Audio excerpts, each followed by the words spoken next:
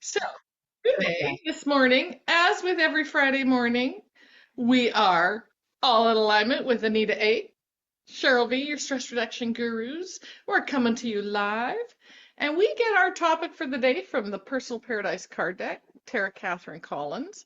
And there's a big celebration happening this weekend for this, isn't there? I'm going to say our Feng Shui sisters Mm-hmm. are in Ashland, Oregon, celebrating the 30th anniversary of the Western School of Feng Shui. Mm-hmm. And our beautiful teacher, mentor, Tara Catherine Collins, and I know that our fellow Feng Shui teachers are there as well. Roseanne Roanoke is there, and Karen, I'm sure. Karen is there. I'm sure that Sharon is there. I'm not sure who's all there, but anyways, we, Anita and Cheryl, want to wish all of our Feng Shui sisters that are celebrating this incredible milestone in Yes. Ashland, Oregon. Uh, just a tremendous weekend of collaboration and Mhm. camaraderie and love and friendship. And I just know that it's going to be incredible. And there's going to be so much beautiful energy that's Mm-hmm. going to come from that event. Oh, I agree. uh, Connections and lifelong friendship and anyways. So again, we just Tara Catherine Collins, we want to honor you Mm-hmm. because we've all landed here because of your courage, your Yes. commitment, your vision to Mm-hmm. see energy embodied not only in the outer world but the inner world. And you know what, she absolutely she is feng shui. She I is. mean, Yeah. she is just it. Yeah. Anyways, I'm sure you have some other things you might want to say. Well, I shuffle a card. Perfect. Well, I totally agree. Tara is embodies every aspect of feng shui. The lightness, the energy, the artistry, every aspect that anybody can wrap in, and the wisdom. She has had some incredible teachers, and she too has passed down her wisdom to so many feng shui participants, certified essential feng shui practitioners. She is always very generous, and it just comes with her package.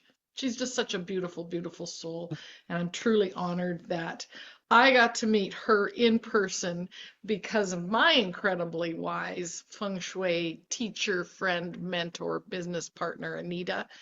We've had some fun and some giggles, and yeah, I have some great pictures from it that will never get shared. Yeah, that was a beautiful memory. It was a Beautiful beautiful memory one. that's So, just forever implanted right in here. our hearts. Yeah. And yeah. Hmm. Agree, agree. So shout out to everyone that is there. Our part of our energy is with you. And the Oh, wind made sure of that yesterday, the way it was blowing. Made it yeah, in record time. that's right. Yeah. The fung was blowing all the The way to fun was, Ashland, Oregon. yeah, absolutely. So, anyway, and for those of you just joining us, thank you for doing so. It's been fun. Some people know that I've been working out at Bluegrass Garden Center for this spring. And I've had two ladies in the last week come up and go, I know you from someplace. And both of them have watched Feng Shui Fridays. And Nice. both of them, of course, know you because you are the cosmic connector. So it was really fun that, oh, I see you on Facebook or I've seen you on YouTube. So it's pretty cool. My ego really quite enjoyed that. Hmm. All right. So what are we talking about? What card came up for you? Oh, she's Uh, typing. Number 18, living room. Oh, that's funny Oh, because I got okay. number 20, fireplace. Oh, well, where do you usually find a fireplace? In the living room. In the living room. Oh, I'm becoming more often, more prevalent in the bedrooms as well, and some bathrooms. But I guess that's balancing the water in the bathroom. Mm-hmm. Anyway, in some large spacious designs. So, you want to start with living room, the number Well, 18? yeah, because I mean the living room quite often in the home Hmm. is is an area that is accessible and viewable Hmm. to everyone, right? Yes. You know, it's that communal type room, the Hmm. gathering, you know, similar to the kitchen in a way. And of course, the word itself, living room. So it's a room to be lived in. And I can tell you right now, my living room looks more like a daycare center. Oh, Uh, so sometimes, yes. you know, there are some transitions in life, and I know that when my husband had knee surgery a couple years ago, you know, the Hmm. living room became uh, a recovery room Exactly. because he couldn't do the stairs. We had to, you know, have Yeah. a bed in the living room. Um, so it's kind of interesting how when we're living, right, Hmm. that it's okay if sometimes those spaces have to reflect our current life situation because Absolutely. that's how we live.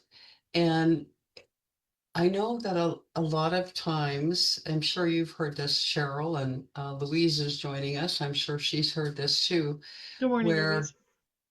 um, you know, someone will say, "Oh yeah, I'm going to pop over for coffee." And, oh my God, excuse, you know, just don't look when you come in the door. Excuse my mess, or, right?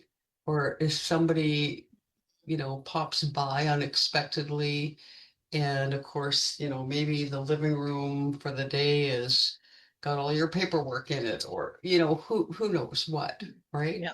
And the first thing we do is we apologize. We apologize for the way we are living in our own room. And that comes down to, and again, Cheryl, you and I have taught this many, many times Hmm. in our 21-day program, and it comes down to a belief, right?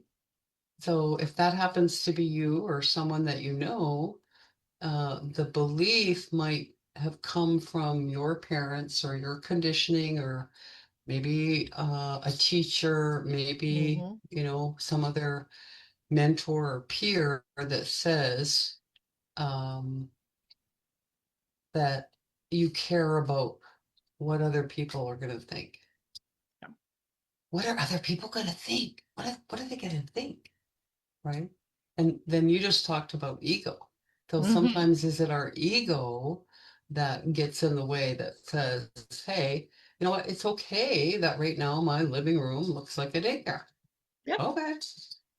Okay. I'm not going to apologize for it. No. In fact, I'm going to celebrate it because that means that there's a little, you know, There's person. little people in your house. Yeah, and they That's bring so much exciting. joy and love and energy, creativity. They really help to keep me more grounded Hmm. and focus in on the present, right? The present, Hmm. the present. Hmm. I Hmm. love that, Anita, because that's exactly correct. It's a reflection of what's going on in your life. Simple as that. And if someone else is judging, well, that says more about the other person because you don't always know what's going on in someone else's life. Like you said, someone could be recovering from a surgery. There's extenuating circumstances for everything and for every reason. So it's not a judgment. And you're right. I know growing up, what will somebody think? I'm sure that was one of the first things I picked up. And that falls in line with people pleasing. Well, you're a good girl when your room is clean and tidy. Here's your reward for being a good girl. And then, Mhm. so then you get into those habits and that conditioning. Well, I get rewarded if. It's kind of like the conditioning and the habits now. You get rewarded with a bing or a notification or you win a prize, right? That's why gambling and things like that are so addictive on this. And I'm doing this with my fingers, so addictive on the cell phone because you're getting that constant dopamine hit. Mhm. So that's where a lot of it can come from. And I think awareness, which is really the whole principle behind Feng Shui Friday, is us bringing awareness. Why do we wear these glasses? We want you to try and look at your space through energetic eyes, through your Feng Shui eyes, a different perspective. That's all. Is it serving you? In your case, it's serving you and your family perfectly. So it's not up for anybody else to decide whether that's right or wrong. So I love it. I love this conversation, and I love that it came to the living room. There are times when my living room looked like a garden center is open in it because it's full of all the plants from outside that can't handle these winds just yet, right? They're Mhm. getting transitioned, so it looks like a greenhouse at night sometimes. That's Or okay. or you have the grand dogs come for two Exactly, days, and it's then toys and dog beds and everything on the floor has to go up, exactly. right? Um, but again, we have to, I think, have a little bit of compassion for ourselves and know Exactly. that our home is the place where uh, we should be able to feel safe Hmm. and comfortable, be able to just, have that warm, fuzzy feeling, that Hmm. armchair feeling. Um, and if it's not, and especially in those spaces like the living room, then Hmm. you know what, there's an opportunity to shift something. Is there a favorite chair that you have in your living room? Is there one that people gravitate to and maybe other people don't sit on? I know growing up, uh, often going for a sleepover or to a friend's place, there was the living room that the kids weren't allowed in Hmm. because the furniture was, everything was Nice. right, and you weren't allowed in there to live. It was a room that was more, on display. This is Yeah. what we're showing the world, and we want to keep it neat and pristine. Anyways, I'd love some comments in there. What is your current living room reflecting, and or do you have a childhood memory of a living room? Maybe it was your nana's, or a favorite aunt or a cousin or someplace that you visited. It'd be just interesting to find that I out. remember my Aunt Sally, excuse me, my mom's sister, and they had the living room that they lived in. So they had two levels to the house. They lived downstairs. That's where the kitchen was, their living room, the sitting room, the bedrooms, the washroom, all of it. Upstairs was strictly for show. Plastic on the furniture. Oh. And she lived in that house until she was into her 90s. And that same furniture with that same plastic was still upstairs. Wow, wow. Wow, Crazy. that But says a lot. And you know what? It's not the first time I've heard about plastic mhm, on furniture, and mhm. that it, continued on for many years. I'm talking Uh, decades here. uh, Plastic, because I was a flower girl for her son when he got married, and I was little. wow, But, wow. you know, what I saw, what I remember about all of that, it was like, Yeah. we're here, we're down to earth, and this is the upper level. This is the upper echelon. Ah, yes. and we're saving the furniture for For good. who? We're Yeah, saving it for a special occasion. We're saving it for, uh, like you say, it's like a hierarchy. We're yeah. saving it for, and that all comes down to the degree or level in which you love yourself Hmm. is being anchored and or reflected in your home environment. And so your aunt, the degree or level in which they love themselves was very low because Hmm. they're always putting other people ahead of them, above them.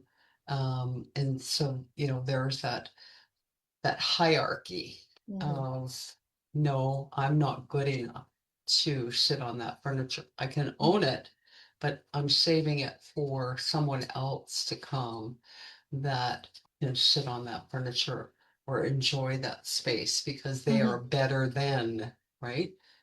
And it comes back to again that self-worth, self-love. Yeah, absolutely. Hmm.